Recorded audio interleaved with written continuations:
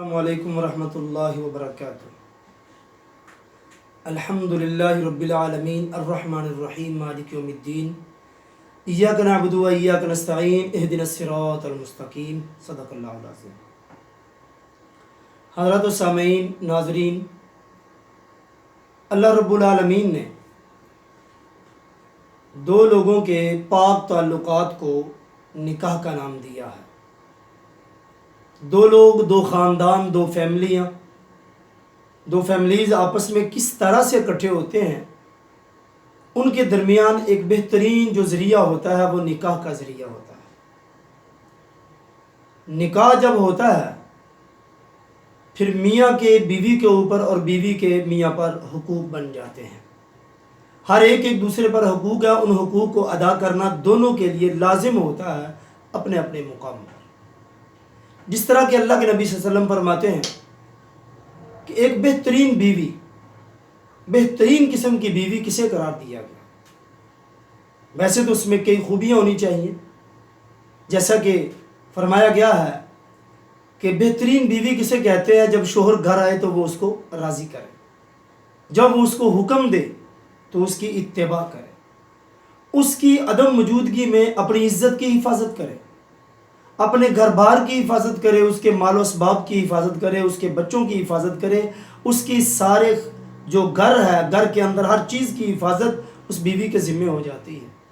یہ بہترین بیوی کی نشانیاں اللہ کے نبی صلی اللہ علیہ وسلم نے بیان فرمائی ہیں، جیسا کہ اللہ تعالیٰ قرآن حکیم میں بھی ارشاد فرماتے ہیں ان المسلمین والمسلمات والمؤمنین والمؤمنات والقانتین والقانتات الآخر، کہ ایک بہترین جو نیک آدمی ہے اللہ تعالیٰ نے ان کے لیے نیک عورتوں کا انتخاب کر رکھا ہے، جو مومن ہے ان کے لیے مومن عورتوں کا انتخاب کر رکھا ہے۔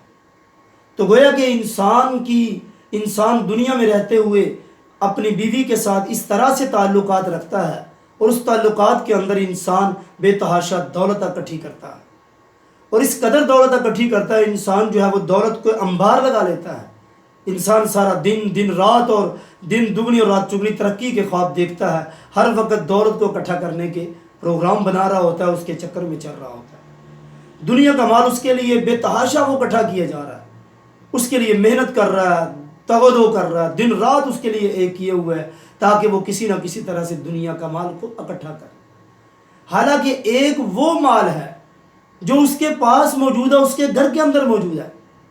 اللہ کے نبی صلی اللہ علیہ وسلم نے فرمایا دنیا کے انسان تو اتنا مال اکٹھا کر رہا ہے، اور سب سے بہترین مال جو ہے وہ کون سا ہے؟ وہ تیرے گھر پہ ہے، تیرے پاس ہے، جیسا کہ اللہ کے نبی صلی اللہ علیہ وسلم فرماتے ہیں خیر متاع الدنیا المرأۃ الصالحہ، دنیا کے اندر سب سے بہترین قسم کا متاع کیا ہے؟ مال و اسباب کیا ہے؟ ہم دنیا میں مال بڑا اکٹھا کرتے ہیں، لیکن اللہ کے نبی صلی اللہ علیہ وسلم فرماتے ہیں خیر متاع الدنیا، سب سے بہترین دنیا کا مال کون سا ہے؟ حالانکہ انسان بڑے مال اکٹھے کرتا ہے، انسان کی اولاد ہے، انسان کے لیے دولت ہے، انسان کے لیے بنگلہ ہے، گاڑیاں ہیں، کاروبار ہے، بزنس ہے، ہر چیز انسان اکٹھی کیا جا رہا ہے، لیکن اللہ کے نبی صلی اللہ علیہ وسلم نے ان تمام کی تمام دولتوں کو سب سے اعلیٰ اور بہترین دولت نہیں کہا، بلکہ سب سے بہترین دولت کہا خیر متاع الدنیا، کہ لوگوں بتاؤ سب سے بہترین دولت کون سی ہے؟ المرأۃ الصالحہ۔ بڑے ہی پیارے انداز میں دو الفاظ کے اندر اللہ کے نبی صلی اللہ علیہ وسلم نے بہترین قسم کی بات ہمارے سامنے رکھ دی۔ فرمایا المرأۃ الصالحہ، وہ بیوی، وہ عورت جو نیک بیوی ہو، جو نیک عورت ہو، وہ دنیا کا سب سے بڑا مال و متاع ہے۔ یہ ہے دنیا کی سب سے قیمتی دولت جس کی انسان کو حفاظت کرنی چاہیے۔ گویا کہ نیک بیوی کا مل جانا، زندگی میں آ جانا، وہ انسان کے لیے سب سے بڑی دولت بن جاتی ہے، اس سے بڑی دولت نہیں ہے۔ کیونکہ جب انسان کو نیک بیوی ملتی ہے تو نیک بیوی کے ملنے کی وجہ سے انسان کی زندگی دنیا میں ہی ایک جنت کی نظیر بن جاتی ہے، دنیا میں ہی اس کو خوشیاں ملتی ہیں، اس لیے کہ وہ اس کی نیک بیوی کیا کرتی ہے؟ اپنی عزت کی حفاظت کرتی ہے، اپنی شرمگاہ کی وہ حفاظت کرتی ہے، کیونکہ وہ یہ سمجھتی ہے کہ میں فلاں آدمی کی امانت ہوں، اس امانت میں وہ خیانت نہیں کرتی، وہ اس کی حفاظت کرتی ہے، اس کے گھر بار کی حفاظت کرتی ہے، اس کے بچوں کی حفاظت کرتی ہے، ان کی تربیت کرتی ہے، اس کی ہر چیز کی حفاظت کرتی ہے۔ گویا کہ وہ ہر چیز کی جب حفاظت کرے تو وہ ایک بہترین بیوی کی نشانی ہے، اور یہی بہترین بیوی ہے جس کے بارے میں اللہ کے نبی صلی اللہ علیہ وسلم نے فرمایا اللہ کے نبی صلی اللہ علیہ وسلم نے دوسرے مقام پر بھی اسی طرح ارشاد فرمایا، خیرکم خیرکم لأہلہ وأنا خیر من اہلہ، تم میں سے بھی بہترین وہ شخص ہے، سب سے اچھا وہ انسان ہے جو اپنے گھر والوں کے ساتھ اچھا ہو۔